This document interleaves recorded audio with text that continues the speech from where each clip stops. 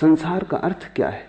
जो तुम्हारा भविष्य बन जाए, जिसके सहारे और जिसके आश्रय और जिसकी आशा में तुम जीने लगो, वही संसार है। दुकान पर बैठे हो, इससे संसार में हो। मंदिर में बैठ जाओगे, संसार के बाहर हो जाओगे। इतनी सस्ती बातों में मत पड़ जाना। काश इतना आसान होता, तब तो कुछ उलझन न थी। दुकान में संसार नहीं है और न मंदिर में संसार से मुक्ति है। अपेक्षा में, आकांक्षा में, आशा में संसार है, सपने में संसार है। तो तुम मोक्ष का सपना देखो तो भी संसार में हो। संसार के बाहर वही है जो अभी और यहीं है। लेकिन इसका तो अर्थ यह हुआ कि मोक्ष की आकांक्षा भी छोड़ देनी पड़ेगी, अन्यथा मोक्ष के बहाने भी, मोक्ष की वासना से भी तुम नए नए संसार बनाते चले जाओगे। समझना काफी है, छूटना नहीं है। छूटना किससे? किसी ने बांधा होता तो छूटते, किसी ने बांधा भी नहीं। बंधन कहां है?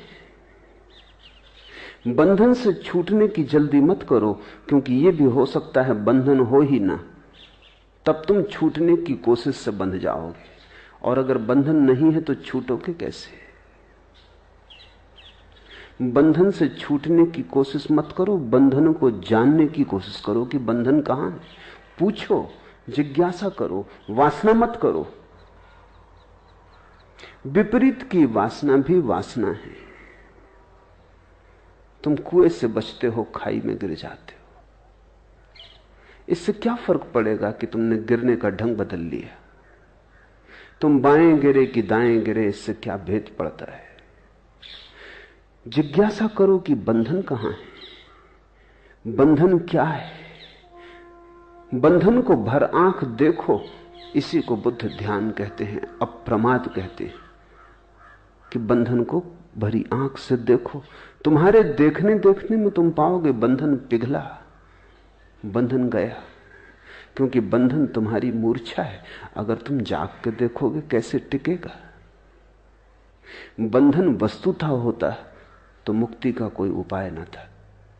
बंधन केवल ख्याल है, बात में से बात निकल आई है, कहीं कुछ है नहीं।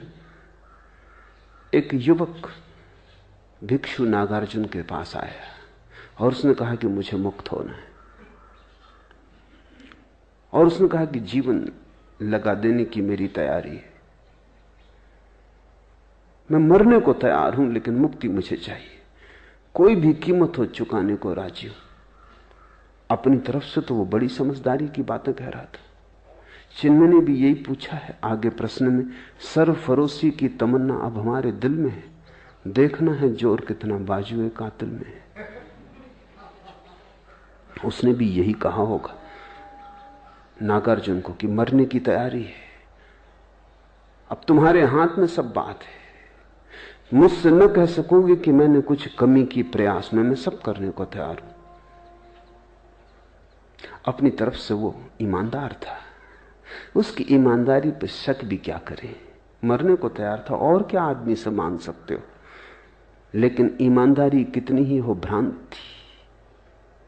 नागार्जुन ने कहा ठहर, एक छोटा सा प्रयोग कर, फिर अभी इतनी जल्दी नहीं मरने मारने की, ये भाषा ही ना समझेगी, यहां मरना मारना कैसा। तो एक 3 दिन छोटा सा प्रयोग कर, फिर देखेंगे। और उससे कहा कि तू चला जा सामने की गुफा में, अंदर बैठ जा और एक ही बात पर चित्त को एकाग्र कर कि तू एक भैंस हो गया। भैंस सामने खड़ी थी, इसलिए नागार्जुन को ख्याल आ गया कि तू एक भैंस हो गया, सामने भैंस खड़ी है। उस युवक ने कहा जरा चिंतित होकर कि इससे मुक्ति का क्या संबंध। नागार्जुन ने कहा वो हम 3 दिन बाद सोचेंगे। बस तू 3 दिन बिना खाए पिए, बिना सोए एक ही बात सोचता रहे कि तू भैंस हो गया है। 3 दिन बाद मैं हाजिर हो जाऊंगा तेरे। अगर तू इसमें सफल हो गया तो मुक्ति बिल्कुल आसान है, फिर मरने की कोई जरूरत नहीं। उस युवक ने सब दांव पे लगा दिया। वो 3 दिन न भोजन किया न सोया। 3 दिन अहिर्निश उसने एक ही बात सोची कि मैं भैंस हूं। अब 3 दिन अगर कोई सोचता रहे भैंस है, वो भैंस हो गया। हो गया नहीं कि हो गया, उसे प्रतीत होने लगा कि हो गया। एक प्रतीति पैदा हुई, एक भ्रम जाल खड़ा हुआ। जब तीसरे दिन सुबह उसने आंख खोल के देखा तो वो घबराया। वो भैंस हो गया था। और भी घबराया क्योंकि अब बाहर कैसे निकलेगा। गुफा का द्वार छोटा था। आए तब तो आदमी थे, भैंस थे, उसके बड़े सींग थे। उसने कोशिश भी की तो सींग अटक गए। चिल्लाना चाहा तो आवाज तो ना निकली, भैंस का स्वर निकला। जब स्वर निकला तो नागार्जुन भागा हुआ पहुंचा। देखा युवक है, कहीं कोई सींग नहीं है, मगर सींग अटक रहे हैं। कहीं कोई सींग नहीं है, वो आदमी जैसा आया था वैसे ही है।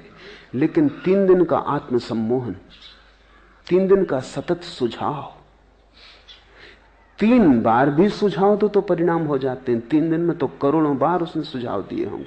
फिर बिना खाए बिना सोए। जब तुम 3 दिन तक नहीं सोते तो तुम्हारी सपना देखने की शक्ति इकट्ठी हो जाती। 3 दिन तक सपना नहीं देखा, जैसे भूख इकट्ठी होती है 3 दिन तक खाना ना खाने से, ऐसा 3 दिन तक सपना ना देखने से सपना देखने की शक्ति इकट्ठी हो जाती। 3 दिन की सपना देखने की शक्ति, 3 दिन की भूख। भूख में भी जितना शरीर कमजोर हो जाता उतना मन मजबूत हो जाता है। भूख से शरीर तो कमजोर होता है, मन मजबूत होता है। इसलिए तो बहुत से धर्म उपवास करने लगे और बहुत से धर्मों ने रात्रि जागरण किया। अगर रात भर जागते रहो तो परमात्मा जल्दी दिखाई पड़ता है, सपना इकट्ठा हो जाता है। अभी इस पर तो वैज्ञानिक शोध भी हुई है और वैज्ञानिक भी इस बात पर राजी हो गए हैं कि अगर तुम बहुत दिन तक सपना न देखो तो हेलुसिनेशंस पैदा होने लगते। फिर तुम जागते में सपना देखने लगोगे, आंख खुली रहेगी और सपना देखोगे। सपना एक जरूरत है, सपना तुम्हारे मन का निकास है, रेचन है। 3 दिन तक जागता रहा, सपने की शक्ति इकट्ठी हो गई। 3 दिन भूखा रहा, शरीर कमजोर हो गया। ये तुमने कभी ख्याल किया? बुखार में जब शरीर कमजोर हो जाए तो तुम ऐसी कल्पनाएं देखने लगते हो जो तुम स्वस्थ हालत में कभी ना देखोगे। खाट उड़ी जा रही, तुम जानते हो कि कहीं उड़ी नहीं जा रही, अपनी खाट पे लेटे हो, मगर शक होने लगता है क्या गया है तुम्हें? शरीर कमजोर है। जब शरीर स्वस्थ होता है तो मन पर नियंत्रण रखता है, जब शरीर कमजोर हो जाता है तो मन बिल्कुल मुक्त हो जाता है। और मन तो सपना देखने की शक्ति का ही नाम है। बीमारी में लोगों को भूत प्रेत दिखाई पड़ने लगते हैं, स्त्रियों को ज्यादा दिखाई पड़ते हैं पुरुषों की बजाय, बच्चों को ज्यादा दिखाई पड़ते हैं प्रौढ़ों की बजाय। जहां जहां मन कोमल है और शरीर से ज्यादा मजबूत है, वहीं वहीं सपना आसान हो जाता है। 3 दिन का उपवास, 3 दिन की अनिद्रा और फिर 3 दिन सतत एक ही मंत्र। यही तो मंत्र योग है। तुम बैठे अगर राम राम राम राम कहते रहो कई दिनों तक, पागल हो ही जाओगे। एक सीमा है झेलने की। वो 3 दिन तक कहता रहा मैं भैंस हूं, मैं भैंस हूं, मैं भैंस हूं। हो गया, मंत्र शक्ति काम कर गई। लोग मुझसे पूछते मंत्र शक्ति, उनको मैं ये कहानी कह देता हूं, ये मंत्र शक्ति है।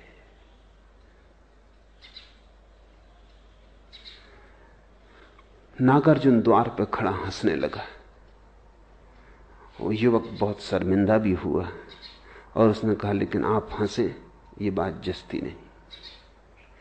तुम्हारे ही बताए उपाय को मान के मैं फंस गया हूं, अब मुझे निकालो। सींग बड़े, द्वार से निकलते नहीं बनता, और मैं भूखा भी हूं, नींद भी सता रही है। नागार्जुन उसके पास गया, उसे जोर से हिलाया तो थोड़ा वो तंद्रा से जागा तो उसने देखा सींग भी नदारत है, भैंस भी कहीं नहीं, वो भी हंसने लगा। नागार्जुन ने कहा, बस यही मुक्ति का सूत्र है। संसार तेरा बनाया हुआ है, कल्पित है। संसार को छोड़ना नहीं है, जाग के देखना है। इसलिए जिन्होंने तुमसे कहा कि संसार छोड़ो, उन्होंने तुम्हें मोक्ष में उलझा दिया। मैं तुम्हें संसार छोड़ने को इसलिए नहीं कह रहा हूं।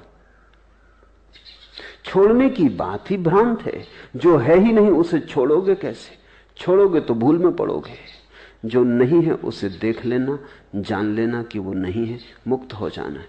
इसलिए बुद्ध ने कहा, असत्य को असत्य की तरह देख लेना मोक्ष है। असार को असार की तरह देख लेना मोक्ष है।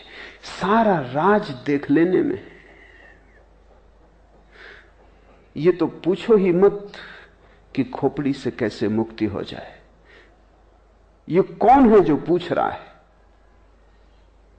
ये खोपड़ी ही है जो पूछ रही है। अगर इस खोपड़ी की बात मान के चले तो इससे तुम कभी मुक्त ना हो पाओगे। जाग के देखो कौन पूछता है, गौर से सुनो कौन प्रश्न उठाता है। ये कौन है जो मुक्त होना चाहता है? क्यों मुक्त होना चाहता है? बंधन कहां है? और जिसने भी जाग के देखा वो हंसने लगा, क्योंकि बंधन उसने कभी पाए नहीं। जागने में कोई बंधन नहीं। इसलिए बुद्ध चिल्ला चिल्ला के कहते, प्रमाद में मत जियो, अप्रमाद, जागो।